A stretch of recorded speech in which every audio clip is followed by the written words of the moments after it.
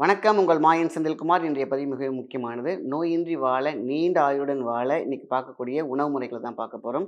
நெறைய உணவுகள் இருந்தாலும், காய்கறிகள் இருந்தாலும், அதில எல்லாமே சேர்ந்துன்னு ஒரு இருக்கும் இல்லையா? எல்லாம் ஒரு அண்டர் ரூஃப்ல இருக்கக்கூடிய உணவு அப்படின்னு சொல்லுவாங்க இல்லையா? ஒரே ஒரு விஷயம் அப்படின்னு சொல்லுவாங்க. எல்லா வியாதிகளுக்கும் ஒரே மருந்து அப்படின்னு சொல்லுவாங்க இல்லையா?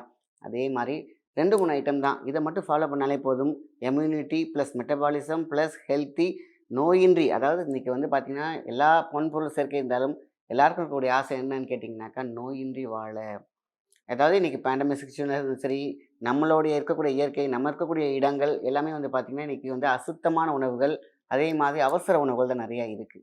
ஸோ இந்த உணவுகள்லேருந்து நம்ம தப்பிச்சுக்கணும். அப்போ நல்ல உணவுகள ஏதாவது ஒண்ணு எடுத்து, நம்ம என்னதான் அவசர காலத்துக்கு வெளில எடுத்தோமா, பழைய உணவுகள் இருக்கு இல்லையா? பல உணவுகள் நம்ம எப்பயாவது எடுத்து அவசரமான ஜங்க் ஃபுட்டு, இதெல்லாம் உடம்ப தாக்குது பார்த்தீங்களா? அது எல்லாத்தையும் திருப்பி கொண்டு வரும்ல, மீட்டெடுத்து கொடுக்கக்கூடிய ஒரு மெடிசின் பத்தி தான் இன்னைக்கு பார்க்க போறோம். ஏன் அப்படின்னு கேட்டிங்கன்னா, இன்னைக்கு சூழ்நிலையில நம்ம அவசரத்துக்கு வெளியில போய் சாப்பிட வேண்டிய சூழ்நிலை இருக்கு. ஆனாலும் உடம்பையும் பாதுகாக்கணும். பழைய அந்த கெமிக்கலான உணவு சாப்பிட்டோம் பார்த்தீங்களா? அதையும் உடம்புல தங்காம, நமக்கு தேவையான ஆரோக்கியமான ஒரு உணவு அப்படிங்கிறத இன்னைக்கு நம்ம பிரிச்சு பார்க்க போறோம்.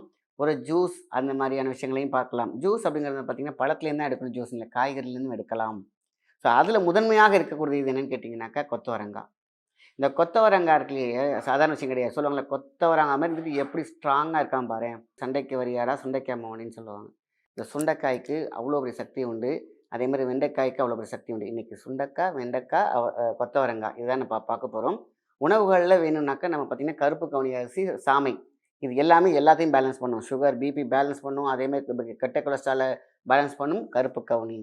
ஸோ கருப்பு கவுனிய வந்து பார்த்தீங்கன்னாக்கா, நம்ம ஒரு புட்டாகவோ, இல்ல வந்து பார்த்தீங்கன்னாக்கா, ஒரு சின்ன ஃப்ரை பண்ணிட்டு, ஒரு உப்புமா மாரியோ, இல்லன்னா கஞ்சி மாரியோ எடுத்துக்கலாம். அடுத்து சாமை. இந்த சாமை வந்து அனைத்தையும் சமப்படுத்தும். சாமை சாதாரண விஷயம் கிடையாது. ரொம்ப, ரொம்ப முக்கியமானது. ஸோ நெறைய அரிசிகள் இருந்தாலும், நான் பொதுவான இதில எது பெஸ்ட்டு அப்படின்னு பார்த்து சொல்றேன். ஸோ கருங்குருவை அரிசி சுகருக்கு அவ்வளோ சூப்பரான விஷயம். இதையும் மைண்ட்ல வச்சுக்கோங்க. கருங்குருவை. இத வந்து சுகர் பேஷண்ட் காலையில ஒரு கப்பு அப்படியே அழகா ஏதாவது கஞ்சி மாரி எடுத்துக்கிட்டு, அதுமாரி ஈவினிங் எடுத்துக்கிட்டாங்கன்னா 2 நேரம் எடுத்தாலும் சரி, இல்ல 1 நேரம் எடுத்தாலும் சரி, கருங்குருவை அரிசி இன்னைக்கு சுகர்ங்கிற ஒரு விஷயமே பேச்சுக்கே ஆவல. பான்கிரியாஸ அவ்வளோ அழகா பேலன்ஸ் பண்ணி கொடுக்கும். ஸோ கருங்குருவை அப்படி வச்சுக்கணும். இது சுகருக்கு மட்டும் தனியா வச்சுக்கலாம். இது அனைத்தையும் பேலன்ஸ் பண்ணும். கணையத்த சரி பண்ணும். அதேமாரி பார்த்தீங்கன்னா, லிவர சரி பண்ணும். கருங்குருவைக்கு அப்படி ஒரு மகத்துவம் உண்டு.